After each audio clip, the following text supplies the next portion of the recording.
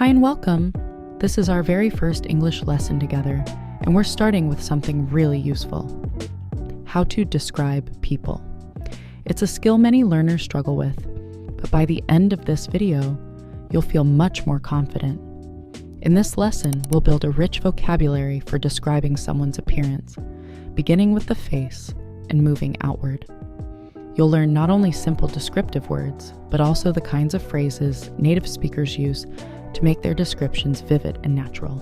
And at the end, you'll have a short task. You'll see a face on the screen, and your job will be to describe it using what you've learned. Let's start with the eyes. They're often the first thing we notice about someone. Of course, we can describe eyes by their color: blue eyes, brown eyes, green eyes, gray eyes, hazel eyes. Some people even have eyes that look almost black. Simple. But beyond color, eyes carry expression. We can describe them as almond-shaped eyes, round eyes, narrow eyes. Big, bright eyes, small, tired eyes. Now, here's where it gets interesting. Sometimes eyes communicate a feeling. If I say, "She has curious eyes," I don't mean her eyes themselves are unusual. I mean, when you look at her, she looks curious, as if she's always observing or questioning. Other examples: kind eyes. The person looks gentle and warm. Sharp eyes. The person looks intelligent, maybe even a little intimidating. Dreamy eyes. They look like they're lost in thought. There are even idioms. The eyes are the window to the soul, meaning you can understand someone's feelings or character by looking into their eyes. Eagle eyes. A person who notices everything. For example, my teacher has eagle eyes. She catches every mistake. So you see, describing eyes isn't just physical, it's also emotional. Next, let's move to hair. Hair is straightforward.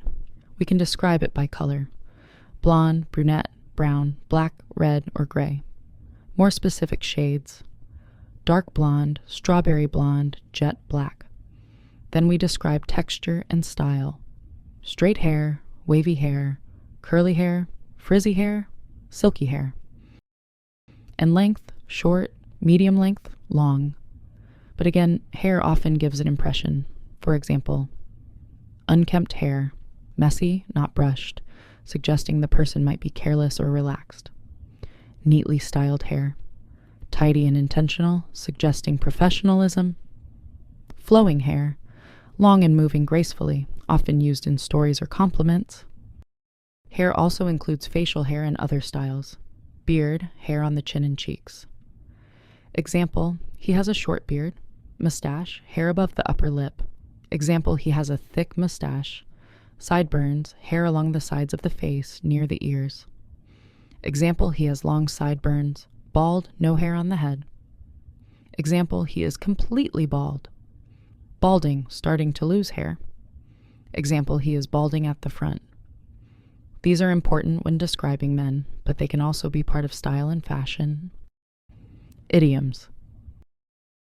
A bad hair day. Literally, when your hair looks terrible, but often used metaphorically. Everything went wrong. I'm having a bad hair day. Let your hair down. To relax and be less formal. For example, she usually looks serious, but at the party she let her hair down. So hair can describe both the literal look and the mood someone gives off. Skin is another big one. We can talk about tone: pale, fair, medium, olive, dark, and complexion: clear, smooth, freckled, tanned, glowing, rosy-cheeked. But skin can also tell a story. Weathered skin suggests someone who has spent a lot of time outdoors. Flawless skin makes us imagine beauty and youth. Sallow skin can suggest illness or tiredness. We can also describe skin with features that are very common in daily life: wrinkles, lines in the skin, often from age or expression. Example: he has wrinkles around his eyes when he smiles.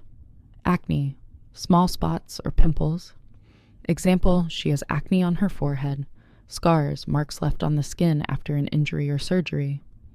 Example: he has a scar on his cheek. Uneven skin tone, when parts of the face are lighter or darker. Example, she has uneven skin tone from sun exposure. These details are not negative by themselves.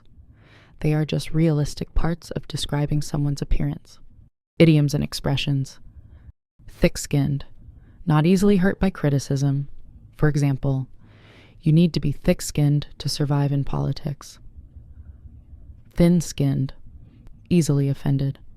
Notice, these don't describe actual skin, but personality. Still, they come from physical imagery. Other facial features. A straight nose, button nose, small and cute. Hooked nose, pointed nose. Lips, thin lips, full lips, rosy lips. Eyebrows, thick eyebrows, thin eyebrows, arched, bushy. Face shape, round face, oval face, square jawline, heart-shaped face. Expressions. He has a strong jawline, often used to suggest attractiveness or confidence. She has high cheekbones, another compliment in English associated with beauty. Idioms. Keep your nose out of it. Don't interfere. Turn up your nose at something. Reject it with arrogance. Keep a straight face. Not show emotion, even when you want to laugh. So even individual features connect to behavior and attitude. Body and overall appearance. Now, beyond the face, we can describe someone's build and general look. Height. Tall, short, medium height. Build, slim, athletic, muscular, stocky, petite, heavy-set. Posture, good posture, slouched posture, confident posture. Expressions. He carries himself well, meaning his posture and presence show confidence. She's larger than life, meaning her presence is big and memorable, not just her size. Idioms. Big shoes to fill. Not about literal shoes, but about someone who set high standards. The new manager has big shoes to fill. Putting it together. So how do we combine all this? We usually go general to specific. Start with height and build, then hair, then face details. Example. She's a tall woman with long, curly, dark brown hair. She has almond-shaped green eyes, fair skin with freckles, and a round face with full lips. He's short and stocky, with jet black straight hair, thick eyebrows, and a square jawline.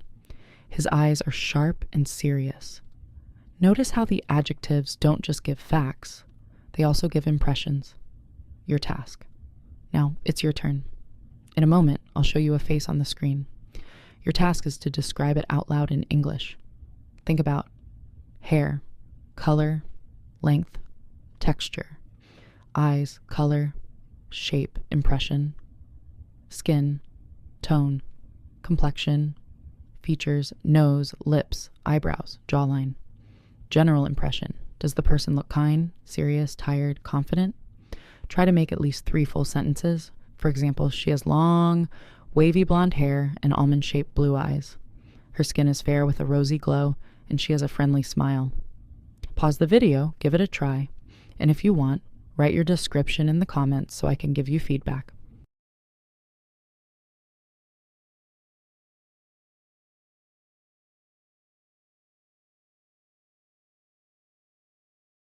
And that's it for today's lesson on describing people's appearance. We learned how to talk about eyes, hair, skin, facial features, and overall body type. And we also practiced some useful expressions and idioms to make our descriptions sound natural. In the following lessons, we're going to reinforce everything we covered today using the shadowing technique. That means you'll listen to me describing people in real situations, and then you'll repeat after me, copying the rhythm, pronunciation, and intonation. It's a powerful way to build fluency and confidence. So make sure you come back for the next lesson. It's your chance to put today's vocabulary into practice and make it part of your active English. Thank you so much for joining me today. I really appreciate your time and effort. See you in the next lesson.